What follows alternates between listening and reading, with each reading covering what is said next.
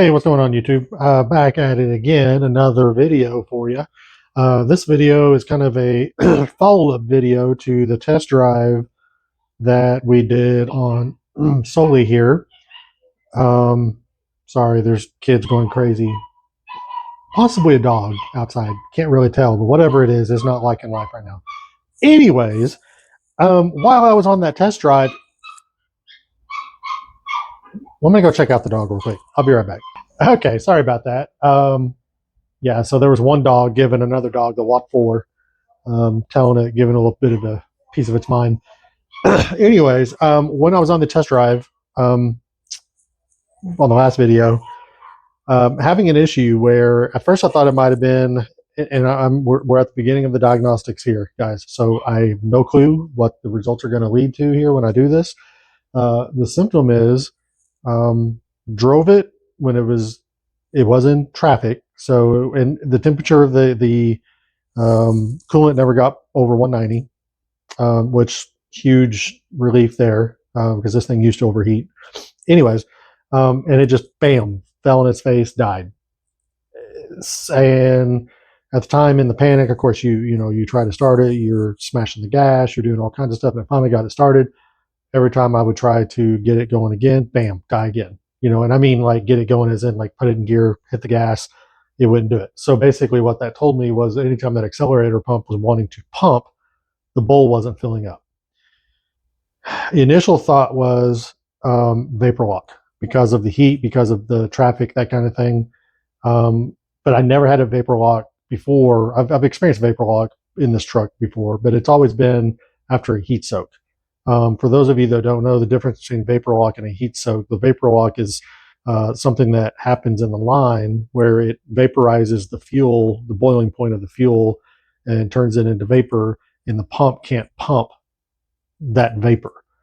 Heat soak is after the engine shuts off, and you could literally hear the carburetor percolating. It's like, it sounds like it's boiling literally in the carburetor.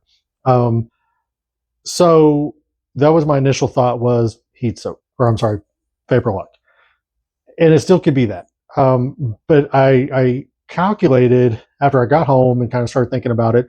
I calculated it. I only went like 5 miles, maybe 10 miles if you count the little in the neighborhoods, driving around side roads, just to kind of feel things out. To me, that's nowhere near enough heat to start vapor locking this thing. So there's a couple things I'm going to check out. These trucks are notorious for vapor locking. They also have a heat riser system where on the bottom of the intake, it's actually part of the exhaust manifold. Above the exhaust manifold, it's in line with it. There's a flapper valve, and it's designed. It's got a spring in there that's like thermostatic. So when the spring gets hot, it will open up the flapper valve. When the spring is cold, it closes the flapper valve. When the flapper valve is closed on that heat riser, it takes, instead of allowing 100% of the exhaust gases to go into and through the exhaust, it allows some of it to circulate up into the carburetor, heating the carburetor in like cold climates and things like that. I'm in Texas, so I don't need that ever. So I'm going to check, because one of the things that could prematurely cause a vapor lock is if that heat riser is somehow stuck in the closed position, not ever letting it, and so it's constantly like sending the heat up into the carburetor and the intake. I'm going to check. Fingers crossed that's all it is, and then that way I could just get turn the riser in the open position. The open position, you would think it would mean it's open to let the exhaust gases go up into the carburetor, but it's actually, it lets the air suck down and it lets it go out through the exhaust. So it's a little backwards thinking, but that's the way it is. So I'm going to check that. The other possible culprit could be fuel filters. I've preliminarily looked at the fuel filters. As you know from looking at the last video, this is a used tank, so I didn't think it was that bad, but you never know. And I'll show you guys the fuel filter here in just a minute, and I don't think it's terrible. I've driven on worse. And I consulted with a buddy of mine and kind of gave him some pictures and was like, do you think this is bad? He agreed with me, like, I've seen a lot worse. So I don't know that it would be the fuel filter. The other thing could be that it's the pump. And again, the pump, simply because to me, it was a fuel starvation issue, that the pump or the bowl wasn't getting filled back up. And the other thing, which I'll show you in just a second, is in the fuel filter that's closest to the carburetor. As soon as I would shut it down and look, that filter is completely dry. I say completely dry. I mean, it's still moist, but it's doesn't have standing fuel in it. So that could be a byproduct of vapor locking. It could, turn into a vapor.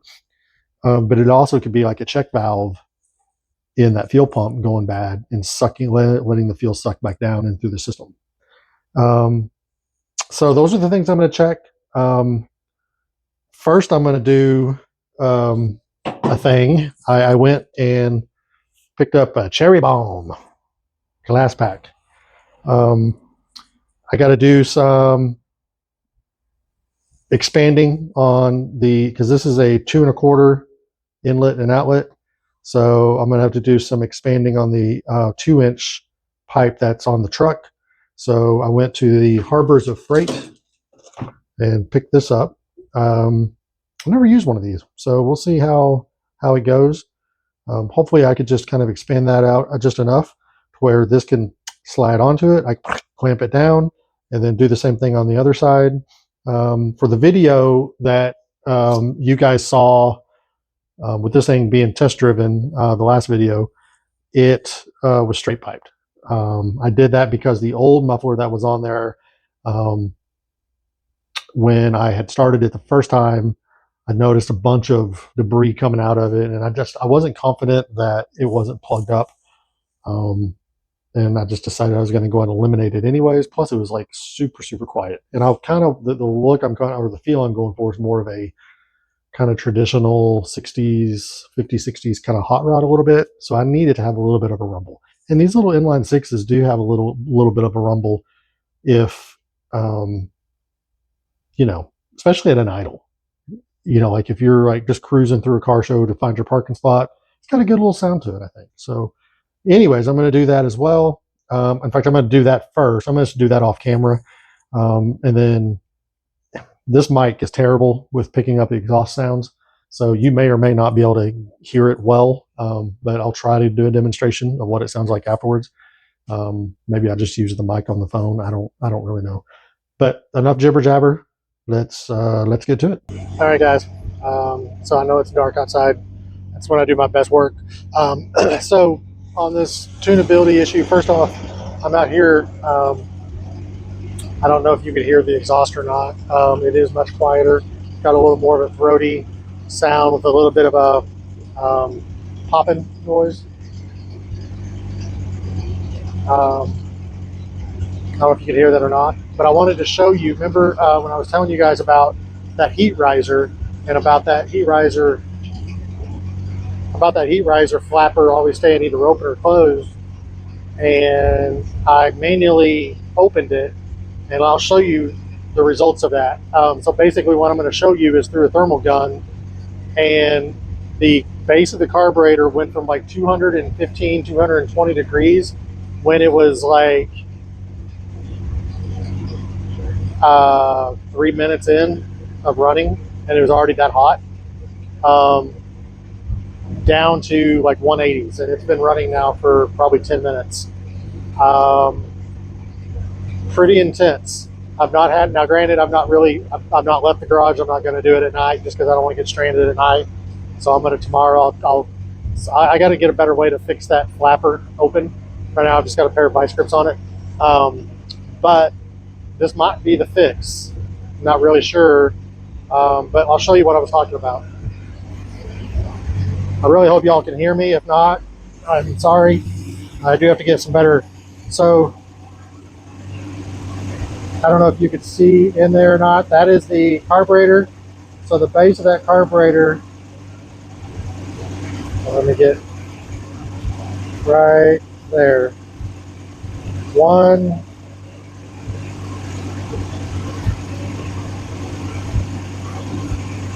it's actually went up. That's interesting.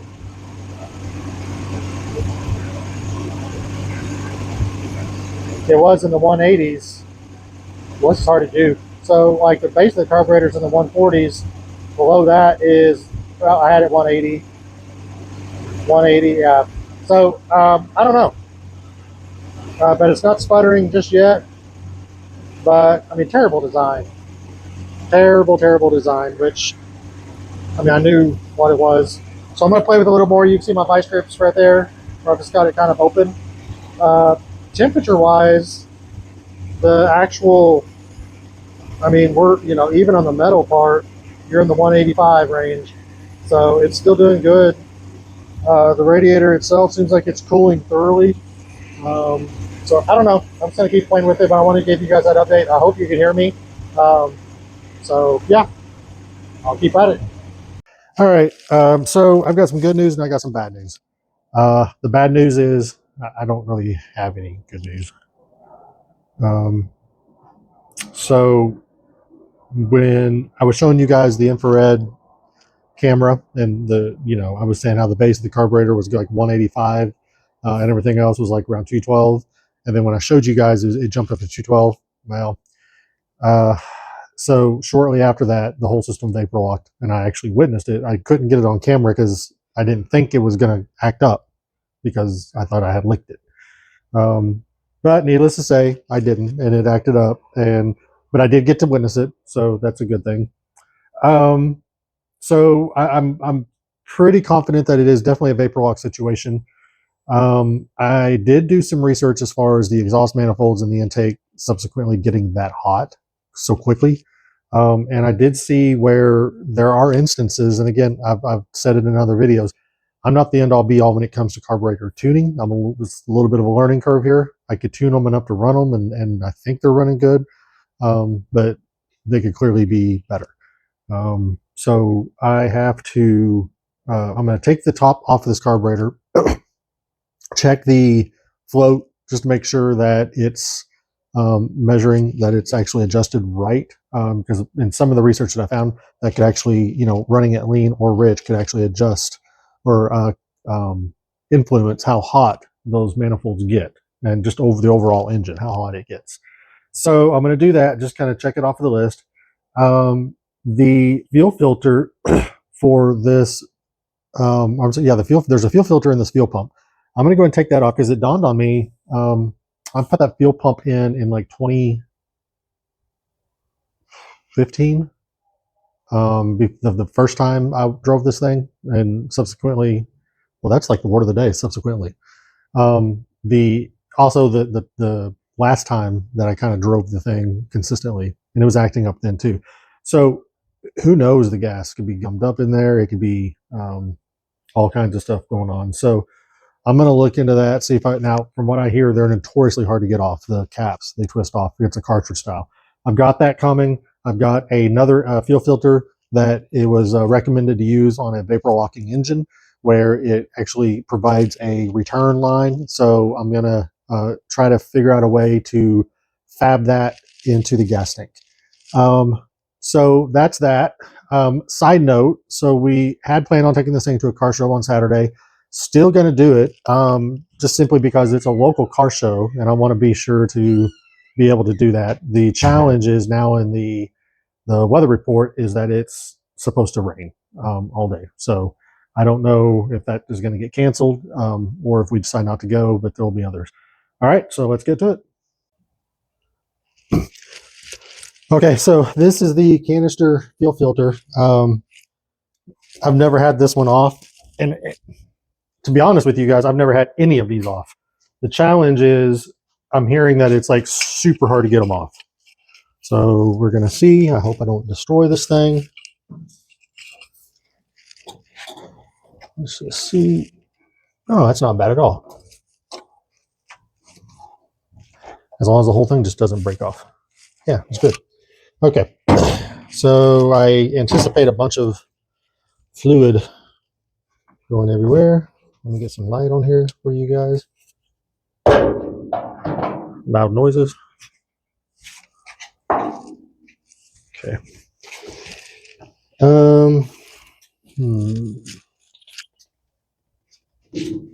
Yeah, that'll be all right.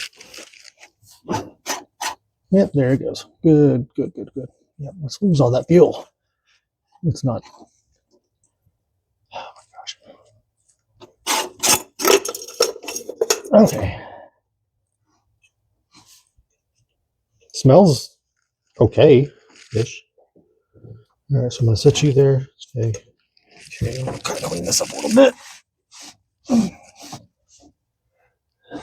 Okay. So that's nice and clean. Got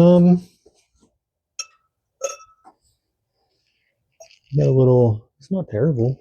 I don't know. Let's see. You got the little spring right there that sets down in there, which I knew that. And then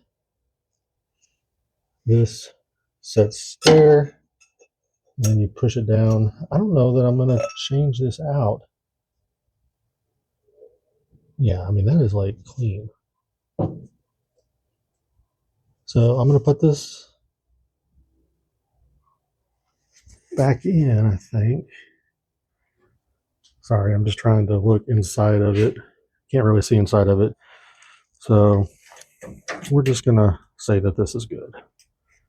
That's one less part to have to buy. I am going to dump this down the filler neck though, just because there is some fluid left in here. There you go. Waste not, want not, or however that saying goes.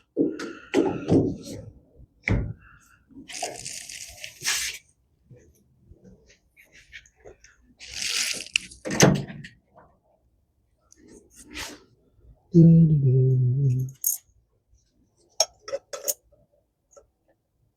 wonder if it's better to.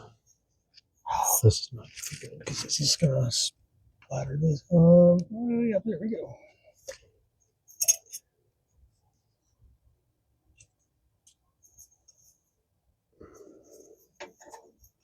There might be a trick to doing this. I don't really know.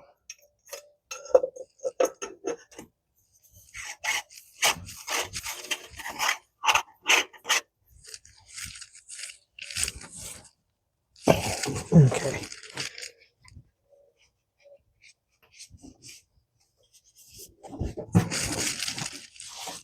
Well, the good thing is this gas evaporates really quick.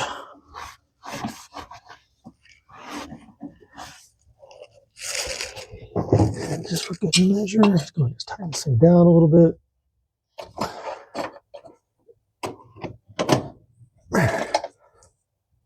All right. All right. Well, that's peace of mind, if anything. So we're gonna keep driving on. Next is taking the top of this carburetor bowl off. Okay.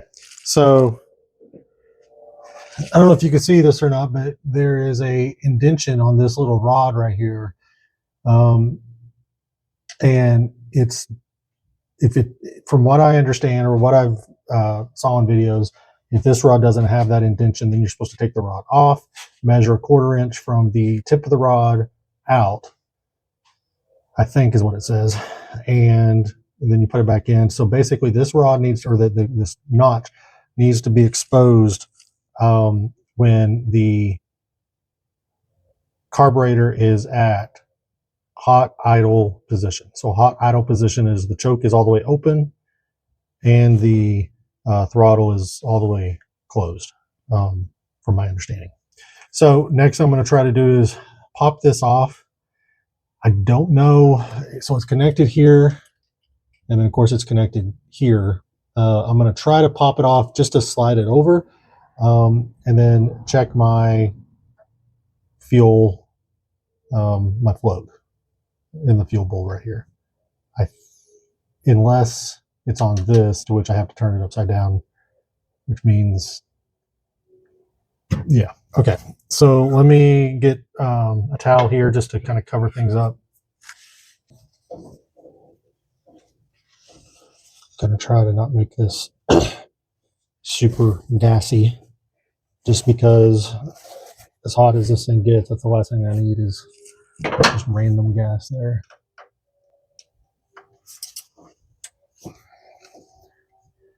So I don't know if there's a pattern or anything to these.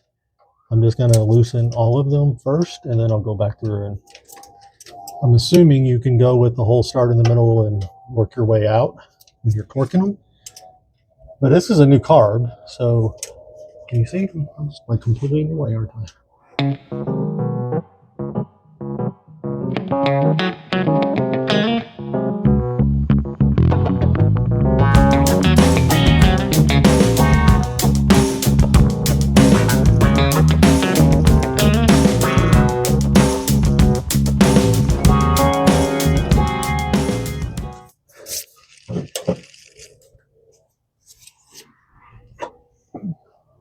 So looking down in here, there is no debris. So that's good. I'm gonna tear in to float and just see what I can see here. Okay. So from what I read, the measurement on this bowl is supposed to be 1 inch. From what I'm understanding, this right here is supposed to be 1 inch from off of this, which is like the mounting surface of the gasket, and it is. It's almost identical. Perfect. So I feel like that's good. I guess I can check it off the list.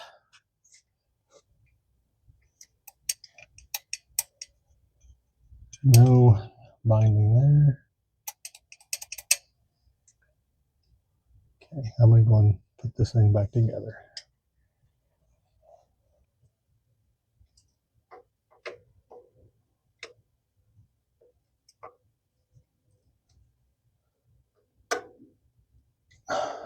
Okay, so that's all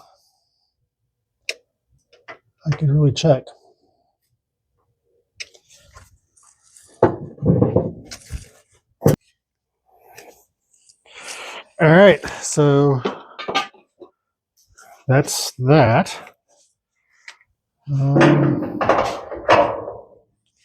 Obviously, when I do put a spacer on here, what I was telling you guys about, like the studs, like it wasn't even made for a spacer. So yeah. The other thing is the heat riser, which I proved last night that it wasn't working, is being held open by those channel locks. So I need to get that figured out too. So that's just some of the things I got to do. All right, guys. No sense in running this thing. Now I do need to go, which I guess I may do this tomorrow, but I do need to go and fill it up with fuel. Like I said, I've got that place that do ethanol free. That may help it, or I know that'll help it. It's not going to be the end all be all. So I'd like to get some of these other things taken care of first, and then, but we're waiting on parts. Story of my life. So, all right, guys. Probably tomorrow we'll pick you back up.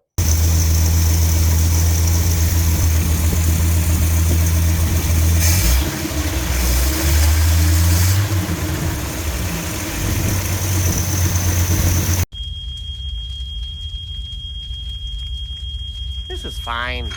I'm okay with the events that are unfolding currently. That's okay. Things are going to be okay. Okay, so I got some updates.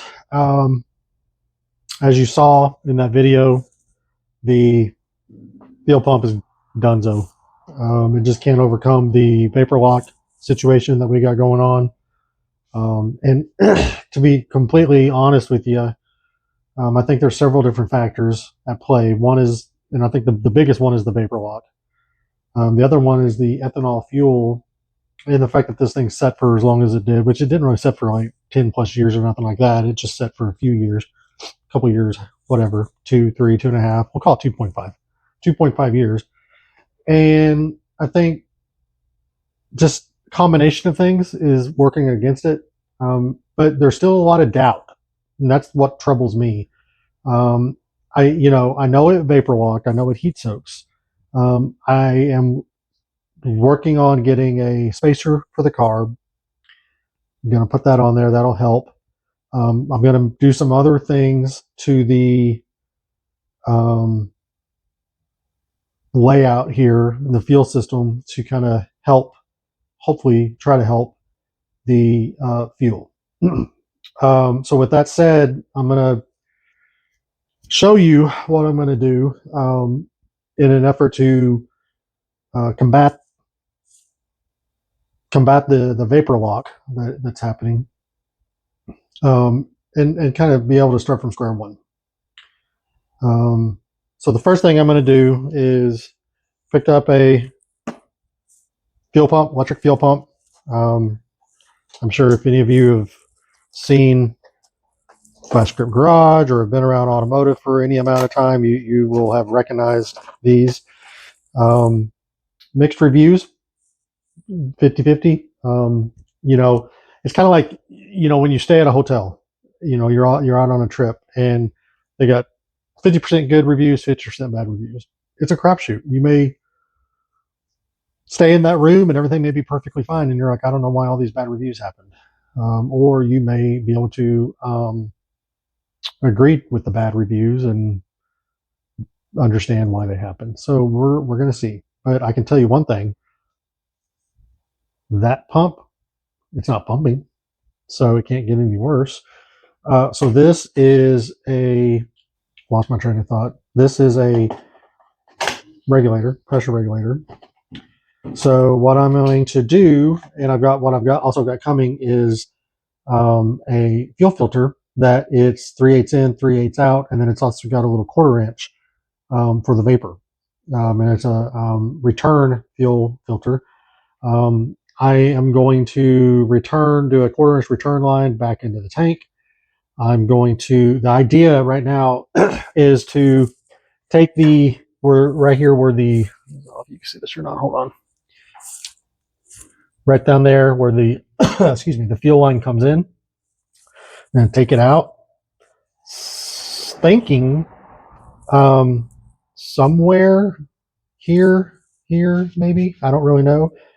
I was going to mount this, and then even like right here, mount the fuel filter, run the fuel line back and out that way. And what I'm thinking about doing, and again, I'm spitballing here. I'm not really giving a whole lot of thought. I mean, I've given thought to it, but I haven't actually given thought and laid it out. But, have the regulator here. So the line's going to come up to the regulator and then come out from the regulator, and then have the filter right here.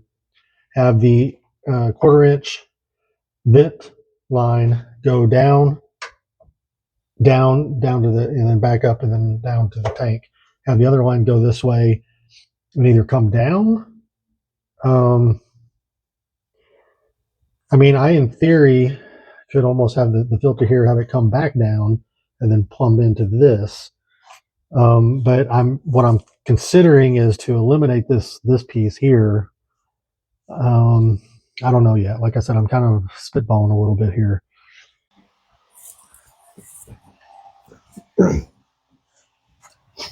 So what I'm doing here is taking off the carburetor.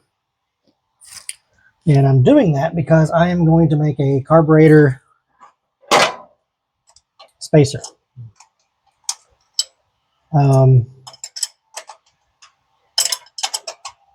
It's something I honestly should have done before I even put this carburetor on.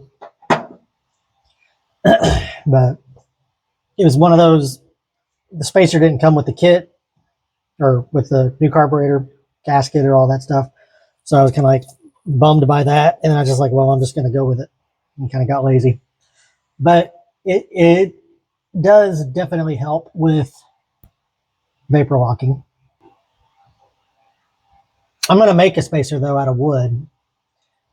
Back in the day, you could do that. So let's see if I can. Okay. In fact, you had to do that because like they didn't offer these like plastic, what are they called, phenolic or whatever they are, spacers. So I am going to have to. Let's just set this here for now. I'm going to have to get different studs, but I'm going to use this as my template and go from there. So that's what I'm going to do. I'll show you the end result when I get to it. Okay, so basically, I'm just going to trace this out and then cut. This is a good area.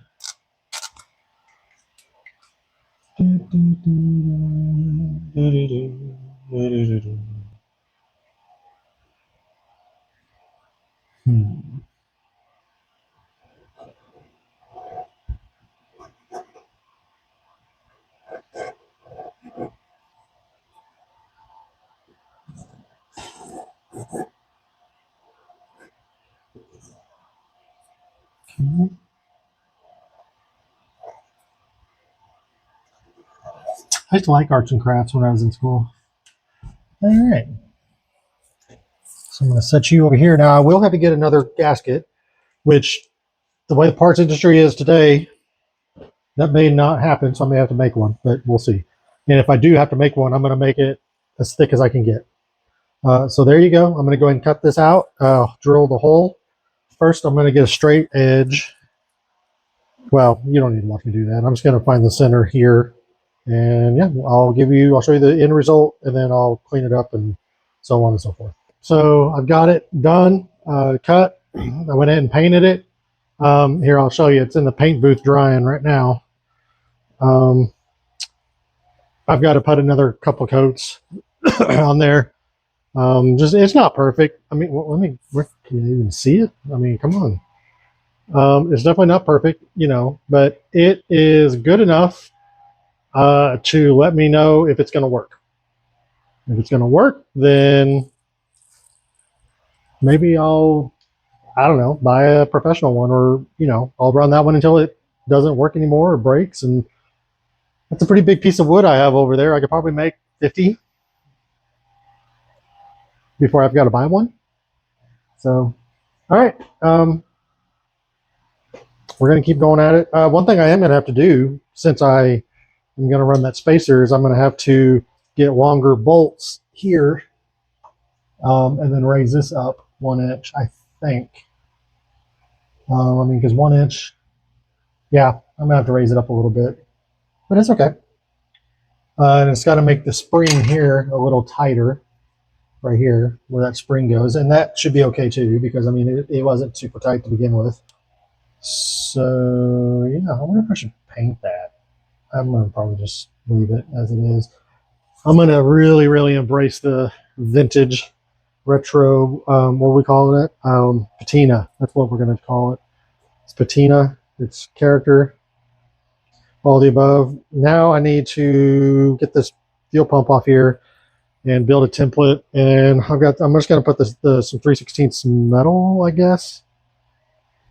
If I could find like a 1/4 inch piece. I mean, that's way overkill, but the only reason I'm doing that is because the flange of that existing pump is thick. So rather than having to like find other bolts or spacer, washer it out or whatever, if I could just get a 1/4 inch block off plate, bolt it up there, just with some silicone, maybe reuse that gasket if it's reusable, probably not. So, all right, we're going to continue on. Okay, so I was going to show you guys how I get out studs. I just leave the room. Sorry, I can't help myself sometimes. All right. This one might be a little bit tougher. I don't know why. It just looks like it's going to be, and the threads definitely feel like it's more gummed up. I'll time lapse this part. In fact, I'm gonna make a audio note to tell my editor that this part right here needs to be time lapsed. Hey Brian, time lapse this. No. Anyway, just a kidding.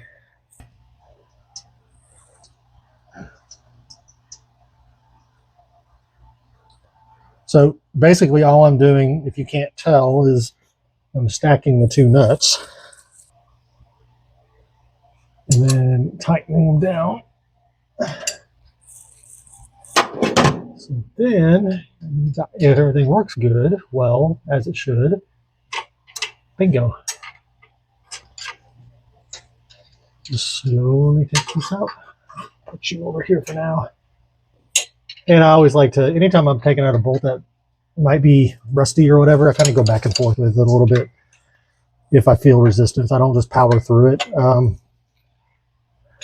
That's came from years and years of powering through it and breaking bolts. So I guess you can teach an old dog new tricks. These are pretty easy. Some of them you can't do this way, but most of them you can.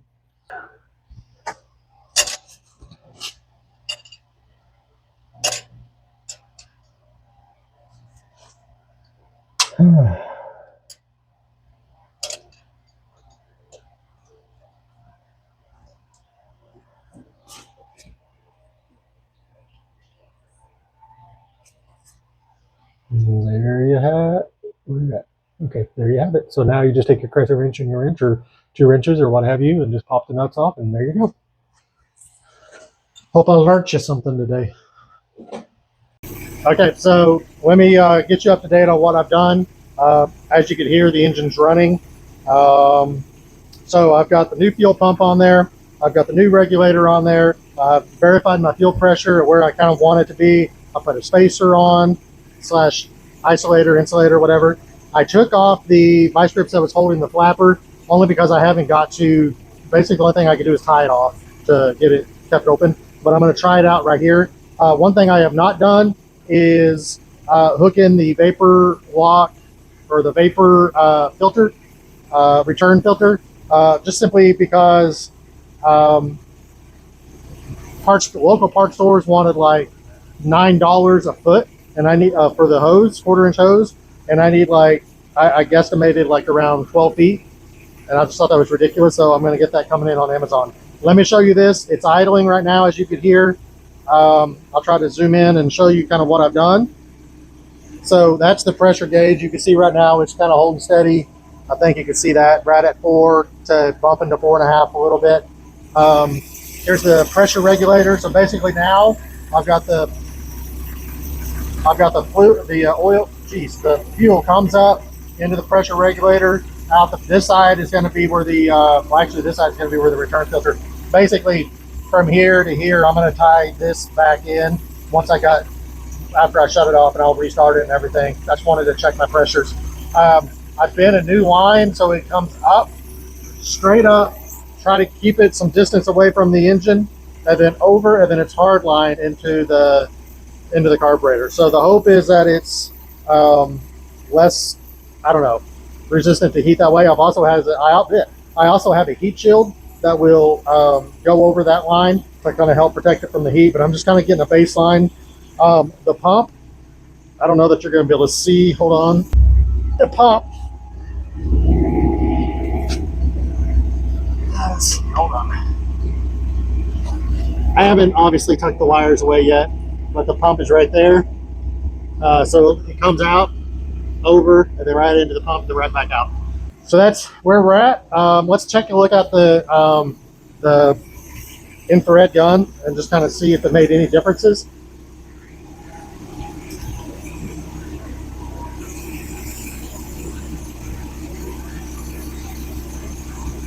So let's see, where am I pointing at?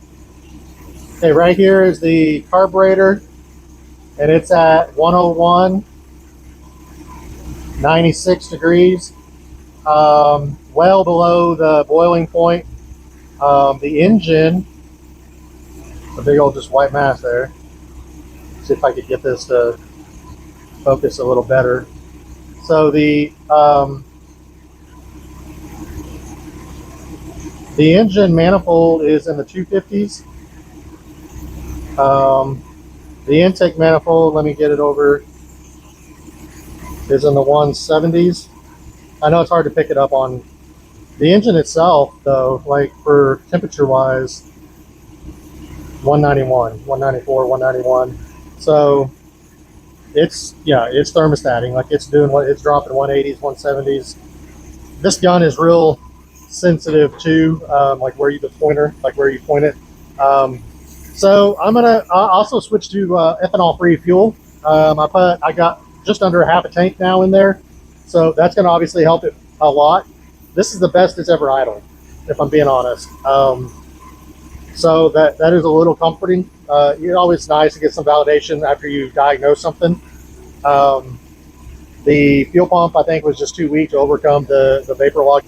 So guys, I'm gonna call this a success. Obviously, just like before, I'm gonna have to drive this thing, kind of get a feel for what it's gonna do, and continue to work the bugs out on it. Good news, bad news situation. So it was a rainy day today. They did have the car show that I had planned on taking this thing to. So I did miss out on that car show. We've got a trunk or treat at our church that we're going to go to on, I think, Wednesday of this upcoming week. So hopefully old boy is good and behaving by then. So I'm going to count that somewhat of a car show. And then I think on November 1st I got a car show, but I got a big car show, Pistons and Paint, coming up November 8th, I think it is. Whatever that Saturday is after that, after the 1st. So all in all, guys, I'm going to count this as a success. I'm going to wrap this video up. Guys, I appreciate you guys watching. Please consider to like, subscribe, hit the bell notification, share, comment. You know, I'd love to hear what you guys are thinking about this. Give me critiques, give me feedback. One thing I am working on myself, saying I know I say a lot. The other thing is I know I ramble a lot. So I'm trying to find my way a little bit through this. It's easier said than done, I'll tell you that, because I used to be the biggest critic when it came to, there you go, the biggest critic when it came to judging other YouTubers and how they carried themselves on video and stuff. Guys, it's not easy to get in front of a camera and put yourself out here in front of the world. So, but I enjoy it. I hope you guys do too. I thank you so very much for watching. Thanks.